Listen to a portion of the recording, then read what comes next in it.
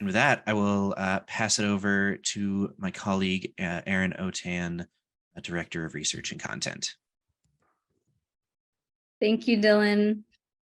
Just wait for the panelists and myself to get spotlighted here. But I'm very excited to be having this last conversation of the day focused on mobility and transportation. I think it's obviously a very important aspect of the city of the future. So really excited to be joined by two people with excellent insight into the space.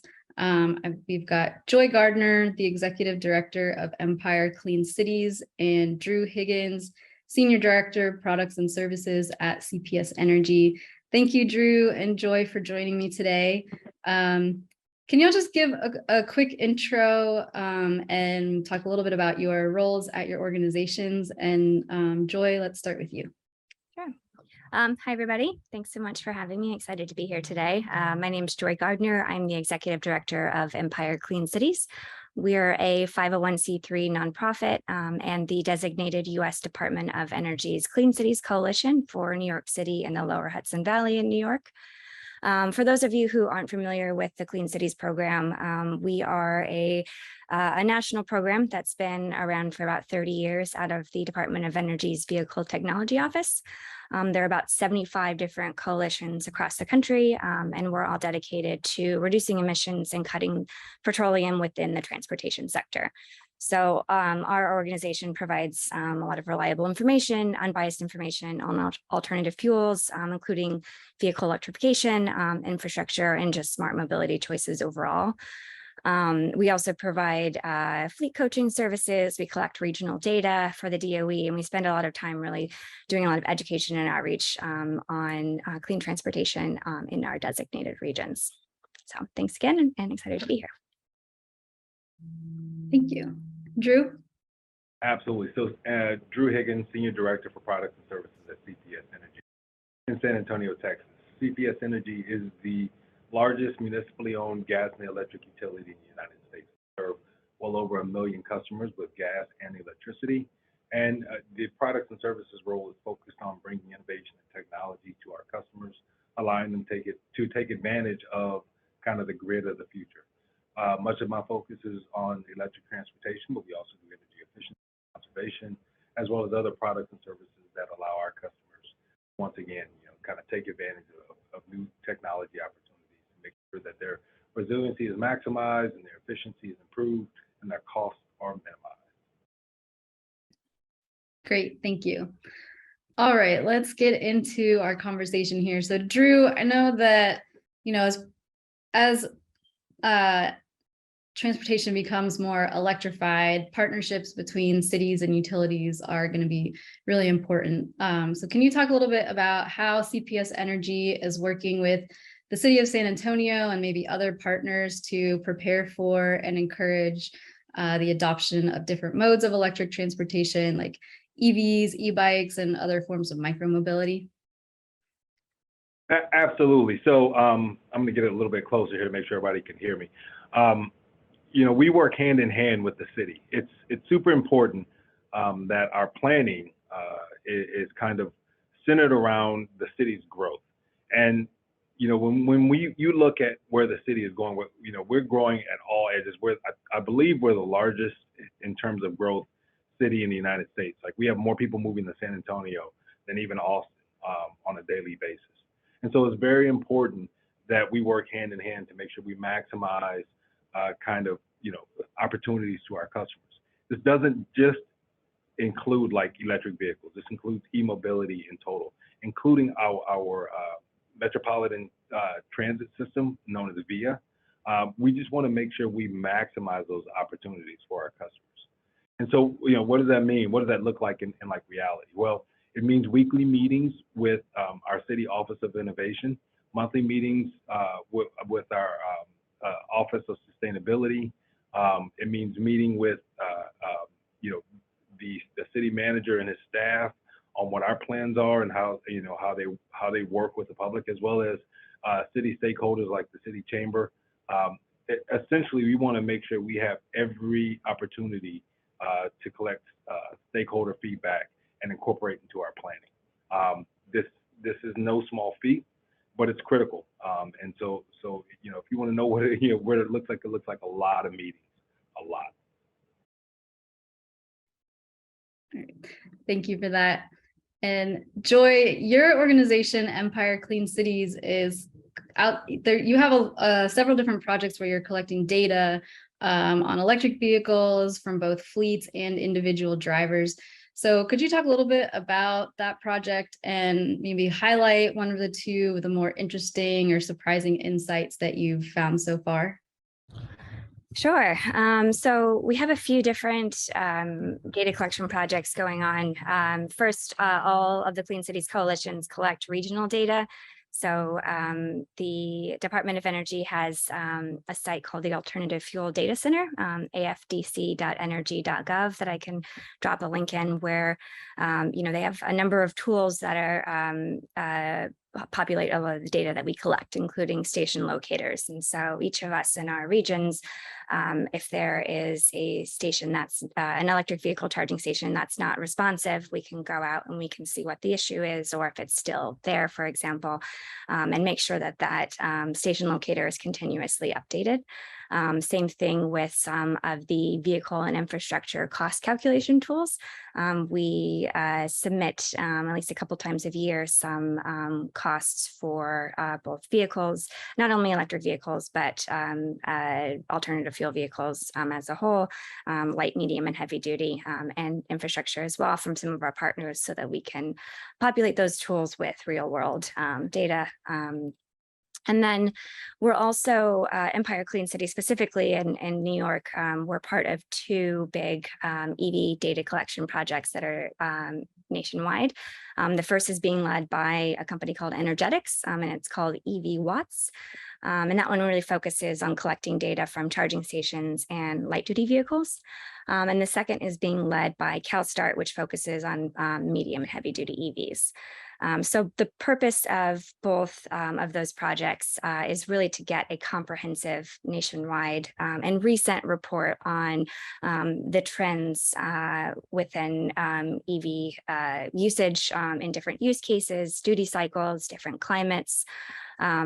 We really want to see, what the landscape is. There hasn't really been this sort of comprehensive data study done maybe ever. And if there was one done, it was quite a while ago. And we all know that EVs have come so far in the past decade. So I'm really excited for these two reports to come out sometime next year.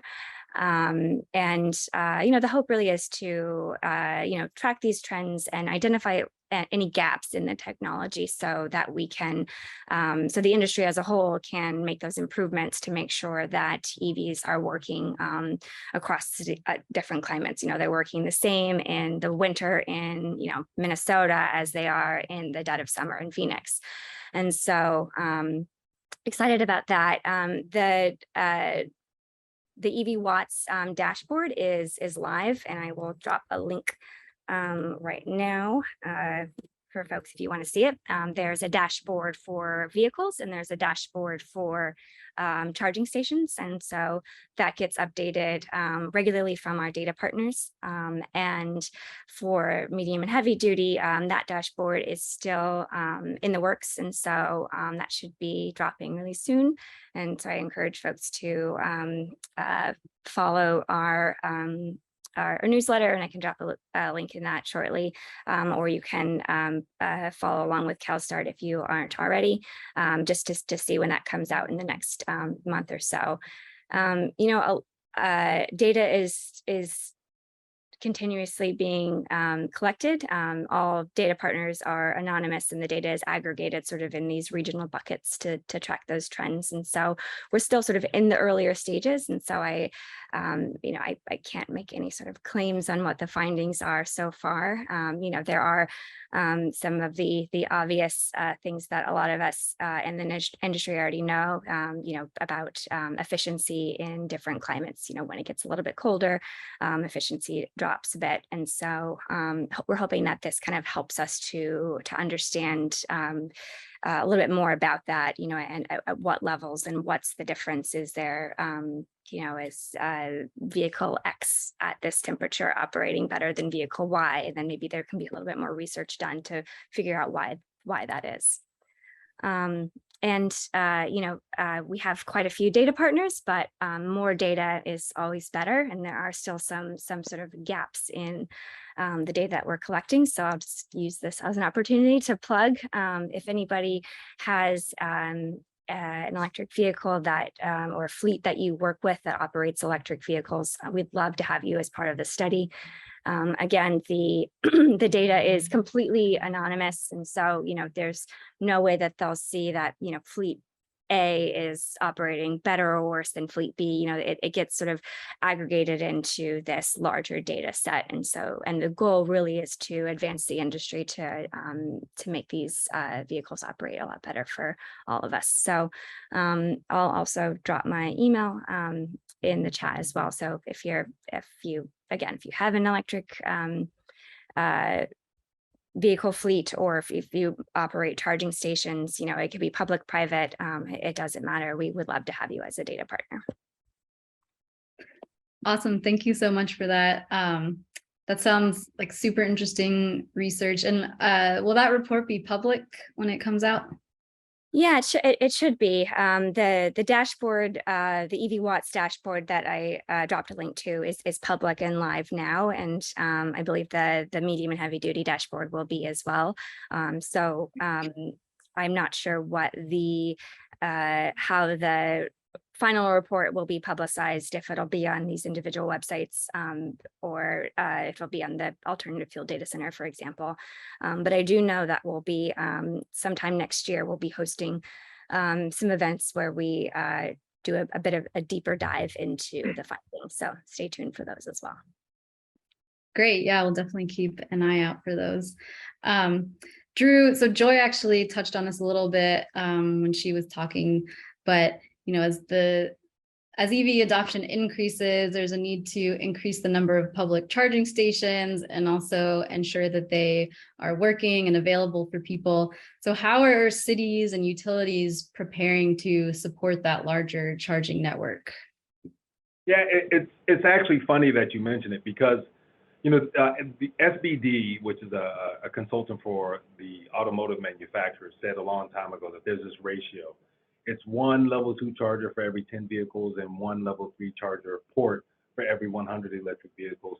And for the most part, that's still, like, Tesla literally builds out to that standard, right? So for every 100 vehicles, they got to put in one DC fast charging port. The funny thing about it is the utilization of those ports is continuing to drop. So what does that tell us? It tells us that it's important that we have them psychologically. However, physically, the actual execution in terms of utilization of those may be a little bit lower than expectations. And so, you know, the important thing about DC fast charging, it needs to be present, it needs to be seen, even if the utilization is not that high. Now, that's going to obviously change. We're still kind of early in the adoption curve. When we get to the point where, you know, there's mass adoption across, especially like, you know, in New York, where, you know, everyone is a multi-unit dweller, right? Everyone lives in some form of multi-unit, you know, dwelling. It's going to be significantly more important. You have to have those out there. And so, you know, we need to prepare for that infrastructure. But right now, it's not as critical to have, you know, this kind of mass market adoption of EV infrastructure. The most important thing is to have it in strategic key locations. Now, the second important thing is to learn from the installation of these of this EV infrastructure to make sure follow-on construction is made more efficient. That rate in terms of you know, making sure demand chargers are you know, correctly right-sized or eliminated, so that EV infrastructure can be put into place efficiently, affordably by market participants, so that when we do get to the point where, you know, we get 50 to 60% adoption, that infrastructure is there, it's in the right place, and it's supporting ongoing growth of electric vehicles.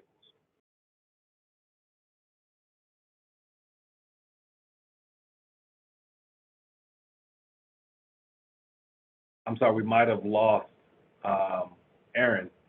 I can actually provide a little bit more insight on EV infrastructure and part of the problems with it. And so, we work closely with our partners, EVgo, Electrify America, Tesla, to put in the infrastructure. And a lot of what slows down infrastructure growth is, there's a chicken and egg problem where EV infrastructure companies need to make a profit. And unfortunately, there's not the volume of vehicles in place to offset some of this, just, from a utility perspective, some of the charges that are required. To give everyone, to kind of level set everyone, we are required to charge our customers for the infrastructure that they utilize. And so we do this through a number of ways. One of the ways is through demand charges. So we look at what your demand is, your highest demand, and the infrastructure required to support that. This includes wires, switch gear, all, the transformers, all that stuff, at what your highest potential load is. And for EV infrastructure, for DC fast charging, it looks like a small town. So this is like an extreme amount of infrastructure. But unfortunately, there's just not the volume of electric vehicles right now to really support that. Now, in some places, Southern California, for example, they can handle demand charges fine because they're over 40% utilization. But you look at San Antonio, and we're well below 5% utilization. There's no way companies are going to come down and build that infrastructure until they get the volume. But the problem is the volume won't necessarily show itself until the infrastructure is in place. This goes back to that psychological need to see the charging in place before me as a consumer, I'm willing to go out and purchase an electric vehicle. And so, me being on the utility side, I'm talking to my colleagues and peers across the industry to better understand what we can do on our side to kind of support EV growth by supporting alternative rates. We have these things, demand holidays, where we say, look, we're going to turn off demand charges for 3 years while you grow out this infrastructure. Removing barriers like, giving optimal locations for new EV infrastructure where they won't have to do significant build outs to reduce costs. All these are things that we're doing to kind of help build it out, because what we don't want to happen is when we do hit that 50 to 60% adoption, and we have customers who want to take advantage of it in our community, low to moderate income customers who are looking at, like right now, the Chevy Bolt with this, with potential incentives below $20,000. It's the perfect moderate income car. They're not going to be willing to go out and buy it unless they see that infrastructure. We want them to say, yes, I can do it, and I'm willing to do it. Now, I'll finish on this. It's important that we do this, not just because we want to support technology. When you look at a community, when we look at like the economics of it all, right? For every $1 that's spent on gasoline, about 1 cent, 1 to 1.5 cents stays in the local community. But for every $1 that's spent on electricity to charge a vehicle, about 76 cents stays in that local community. That's money that's recycled either through linemen, infrastructure, direct payment to cities. That stays. And so it's critically important. So we're not doing this, to be altruistic. We're doing this because it's better for our community. I think Aaron's back. Thanks, Drew. Can you guys hear me okay? Loud and clear. Okay. My internet went out, so I'm back on my phone. So they're covering for me there. I think I heard most of what you were talking about there. And I just wanted to say, to the point of, your point of having maybe more chargers than like necessary, or not necessary, but as far as the usage went, like the numbers not exactly matching up. But I think just like for people, when it comes to adopting EVs, just knowing that the charger's there, having that like psychological, it's something psychological, knowing like, okay, there is a fast charger in our community now, so maybe now I'll, consider an electric vehicle. So I think you had an important point there. So thank you for that. All right, Joy, my next question's for you. So you work with cities across the country. are there cities that you would say are getting it right when it comes to mobility? What what are those cities, if there are, and what are they doing that other cities could emulate? Sure. So Empire Clean Cities, our designated region is actually just New York City and the Lower Hudson Valley, and then we have about 74 different coalitions that are working in cities across America. So my answer is going to be a little bit biased because it's going to be around what the great things that we're doing in New York. New York City fleet, which is managed by the Department of Citywide Administrative Services, DCAS, has set some really ambitious goals to electrify their entire fleet at different intervals. And they've already surpassed their first goal, their first electrification goal this September that was set for 2025. And so they're doing an incredible job of sort of leading by example by slowly electrifying all of the city vehicles. And, a lot of that is their light duty, passenger car fleet as well, but they are also electrifying a lot of the medium and heavy duty vehicles as well, including we have some fully electric refuse trucks, which are not only a great opportunity to reduce emissions, but they also are incredibly quiet. So before this panel, Aaron Drew and I were just talking about trash day and sort of the differences in how we pick up trash in New York versus other cities.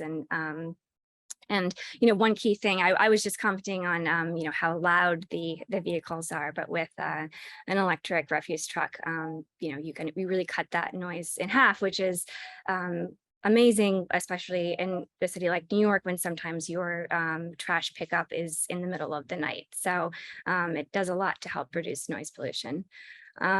The city is also, the city of Department of Transportation is also rolling out curbside chargers in this really unique public-private partnership where they're working with our local utility Con Edison, as well as an EV manufacturer called Flow.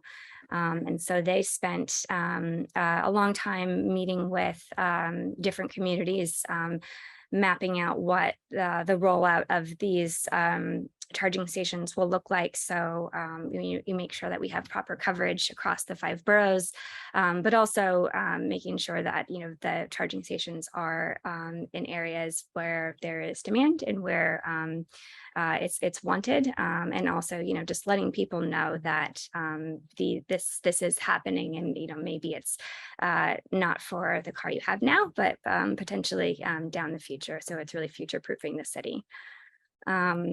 Another thing that we're doing really well in the city is we have a pretty substantial shared bike and e-bike system that's run by a company called City Bike. We've got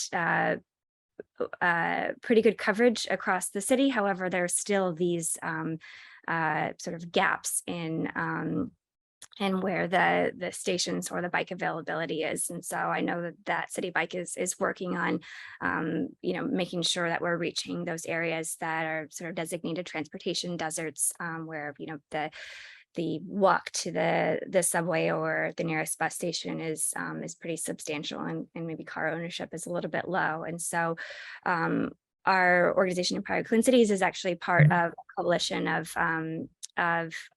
various nonprofits and academic institutions called the Equitable Commute Project, where we're pushing for an e-bike subsidy program in partnership with a CDFI bank called Spring Bank that would provide an e-bike loan to cover the rest of that. And so I know places in Vermont and Colorado are doing e-bike subsidy programs too. And so I think that really goes a long way into helping sort of bridge that, especially that last mile transportation gap. I could go on, but I think that there is, a lot of really great projects across the country that are really good examples of what cities can do.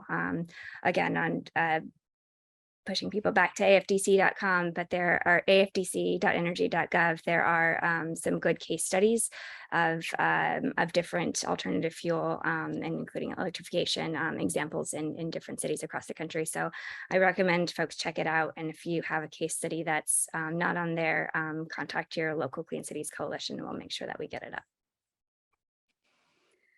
Thanks, Joy. You talked about e-bikes there, so I wanted to mention too that we were just, talking about how I saw so many when I was in New York City compared to here in Austin or other cities that I've been to. And then we talked a little bit about some of the maybe misinformation that's out there about why some fires had started in city-owned housing buildings in New York City. So a question for both of you is, how can cities or communities or the utilities, your organizations better educate the public about, some of the benefits and just how they can actually use these different forms of electrified transportation? Joy, maybe you could start. Sure. So our organization, we do a lot of education and outreach through community activities. And so in a couple weeks, we'll be having our annual Clean Vehicle Festival, which happens in a very busy intersection in Manhattan, or busy park in Manhattan, Union Square, and we'll have everything from an e-bike on display with some information about the e-bike loan program that I mentioned, and some safety materials around charging your e-bikes, and so that everybody has the correct information on how to do that safely. To some electric fleet vehicles, all the way up to an electric school bus. And really the point of engagement activities like this that we do in various boroughs is to not only share information about existing programs or funding opportunities, that sort of thing, but also just to show that this technology isn't 10 years in the future. It's operating here and now. I mean, these electric school buses look like just the yellow school bus that you rode on as a kid. And so we get so many comments, folks come up and they say, oh, wow, what is this school bus doing parked in the middle of this park? Or what is this, Class 8 truck doing out here? And we say, oh, these are, this truck runs completely on biodiesel, or this school bus is completely electrified. And so it's just an exciting way to just kind of show people that the technology is here, and that there's an opportunity for our cities to quickly adopt it. Thank you. Drew, do you want to talk a little bit about what CPS in San Antonio are doing? Absolutely, definitely want to chime in here. Robert, Perry, and Alan have been on the chat. They've been talking about multimodal, and we're completely supportive of that, right? The city of the future does not necessarily mean everyone has their own private form of transportation. Not only is that inefficient, and this is coming from a car guy, right? So don't misunderstand me. I love cars, but everyone doesn't need it. Everyone doesn't need a giant pickup truck. And even though in Texas that is, especially as you get into the San Antonio area, that's more or less the standard. So what we want to promote is multimodal transportation. That being said, we know electricity is the most efficient way for ground transportation. That is an objective fact at this point. So we want to put in place the necessary structures to allow for electrification of multimodal transportation. Some of that means that we need to put in a place for rideshare companies to make sure that they can electrify their fleets. They can charge when they need to, and especially when it comes to low to moderate income areas, that those areas have the necessary infrastructure for those rideshare companies to charge their vehicles, so that they do frequent those areas and provide those customers with the necessary transportation, so that they don't have to necessarily own a vehicle. Additionally, how do we make it so that e-scooters, e-bikes, even electric mopeds are essentially are acceptable. A lot of this has to do with communicating with the city, putting the right structures in terms of legislation at the city level to allow for those to exist alongside aside, personal vehicle ownership, right? Sometimes we need to close streets, just to be frank. That's got to be part of the conversation. What does that look like? So this is a larger conversation than just the utility, though. This is a community conversation around what we want our cities to look like in the future. So from the utility perspective, what we're going to support is we're going to support electrification, and electrification for multiple reasons. Electrification because it's better for the environment. Electrification because it's more convenient. Electrification because it's more accessible to all of our communities. One of the best things about public power and utilities in general is, no matter how far out a customer is, we're one of the few entities that we connect the customer no matter what. Even if they live 10 miles, down a road someplace, we will figure out how to reach them and connect them. And so that goes for that customer way out there on that 10-mile road, or the customer in the middle of the inner city. And along with that, when it comes to electric transportation, we're going to figure out a way to make sure that we power their transportation now and into the future. Great, thank you. That kind of leads me into my last question here. And so if anyone else has questions for Drew or Joy, please put them in the chat. But last question for both of you is, how can cities ensure equity and access when it comes to mobility and different modes of electric transportation? Drew, do you want to go first on that one?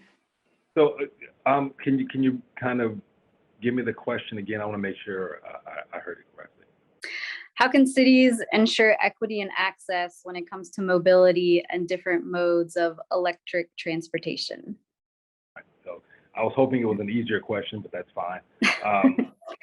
So the utility has a very particular role, and that is to allow for the equitable distribution of our gas, in our case, gas and electric system, which means, once again, no matter where you are, who you are, we're going to connect you. We're going to give you a fair rate, and we're going to make sure your service stays on.